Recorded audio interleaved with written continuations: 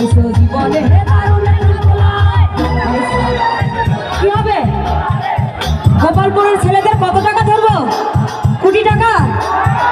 বলা তো নাই সে তো কোটি টাকা তোলা রে, বলা তো নাই সে তো কোটি টাকা তোলা।